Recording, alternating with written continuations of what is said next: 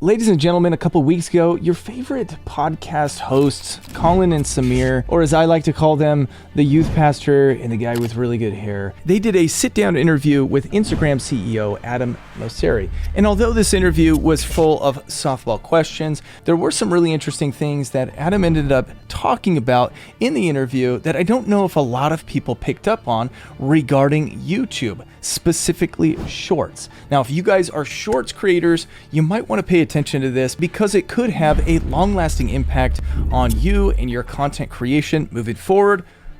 Let's get into it. All right, folks, for the last 18 months, you know how Uncle Raph has been feeling about YouTube Shorts. My personal feelings, as I revealed last year in my debut video that took off on this channel about Shorts, is that I think that Shorts have ultimately hurt creators who've had long-form content, who have both mixed Shorts and long-form content on the same channel without a very specific strategy. Now, every time I talk about this, there are at least a handful of people who come out there and are like, Shorts have been the best decision of my life. I'm not talking to you guys. Like, you guys, good job. Way to crush it. And there's a handful of people among those folks who are like, I do Shorts and longs, and my Shorts drive traffic to my longs. Cool. Good for you. I've actually looked at a number of your channels, and your long form content gets a fraction of the amount of views as your short form content. So that's exactly what I'm talking about. But for those of you who have done it right, congratulations. Not talking to you. I'm talking to the people who are trying to decide whether they should do Shorts or whether they should do longs. And I want to listen to a piece of this interview, and then I'm going to come back and comment, and then I've got another piece that I'm going to listen to as well. But you guys, you got to hear this. This confirms a lot of the things that I've been thinking about, and I think that you guys are going to be blown away by some of the things that Adam reveals. So check this out. I understand that revenue matters a ton, particularly for large creators, and large creators are disproportionately important, right? Because they reach more people. On rev share, because I want to make sure I'm not skirting the question, it's something that we're working on. It's something that I think is just fundamentally more difficult with short form video, though I do think Shorts is doing decently. But with long form video, everything is a bit more straightforward, particularly attribution. So if you watch a 20-minute video and you see 3 ads, you know, what percentage do you want to share? And it's very clear who that share goes to. Whereas with short form video, if you watch 50 videos and you see 15 ads, who gets those dollars? So attribution is tricky in and of itself. But the bigger problem is that we haven't figured out a way to do it that isn't just burning cash. So we are running tests for what we call bonuses, which are essentially performance-based incentives. All right, you guys. So the thing that I want to talk about there that he specifically touches on is attribution. So like I said in my first video that blew up, with long form content, you have one ad or you have multiple ads that you overlay on that one video. All of the ad revenue that comes for that video is attributed to that video. So you get your share of all of the ads that are played on that video. But nobody wants to watch a 15 or 30-second ad in front of every single short or overlaid in the middle of a short. Now, Facebook is already doing this. They're cutting shorts off and testing ads that just come in before the end of a short even plays, which is extremely frustrating. Nobody likes that. Anytime that comes up on Facebook, I'm just like swipe, swipe, swipe, and then I end up getting off of it and not watching the ad at all. So what Adam is talking about here is that if your typical viewing habit is to swipe, swipe, swipe, swipe, swipe, and you watch 10 or 15 reels in a row before one ad is played, which of those 10 or 15 videos is that ad attributed to?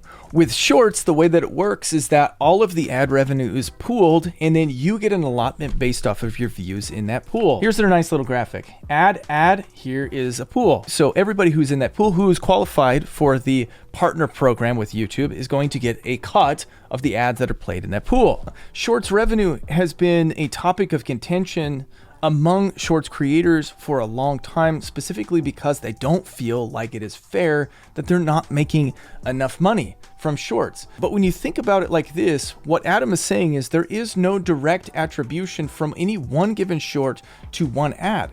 So there's only so much revenue to go around, and it has to be pooled like this.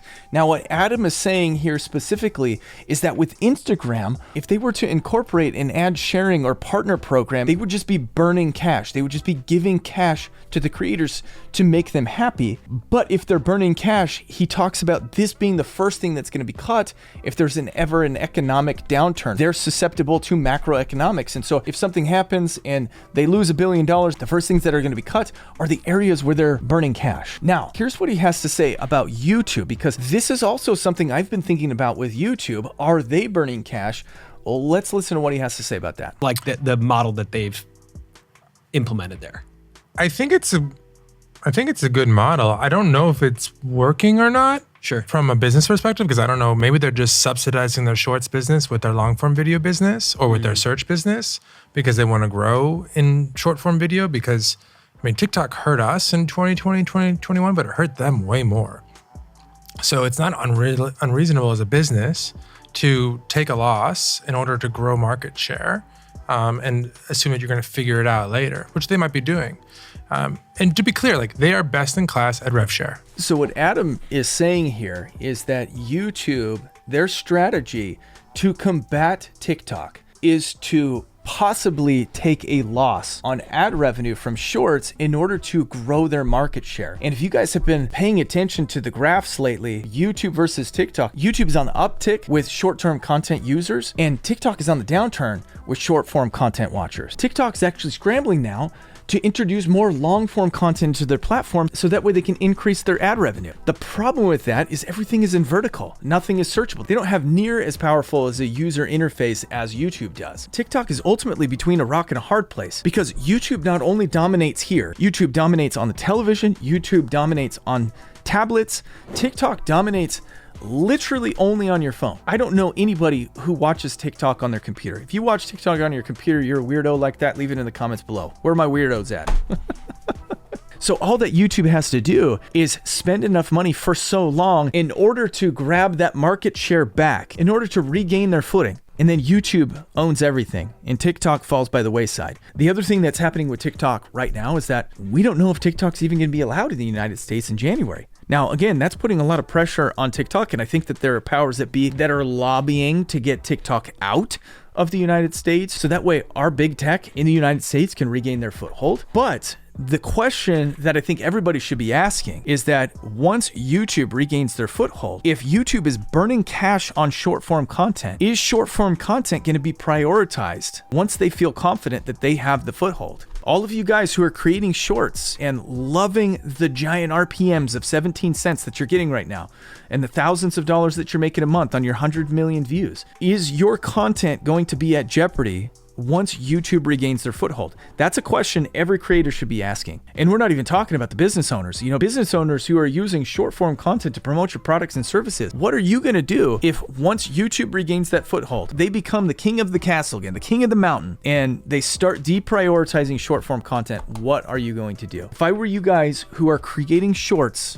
and you're loving it, and this is your thing, I would start to shift my attention back to long form content and learn how to create long form content. It's a hedge against YouTube ever doing anything to the partner program as it comes to shorts, because with long form content, again, create a video, run ads on that video, the ads are attributed to you. There's no question about who gets the ad share. It's just a question everybody should be asking. All right, folks, if you like this one and you want to see what happened with Nate Black and channel makers, watch this video right here. It is absolutely fascinating. Catch you in the next one later.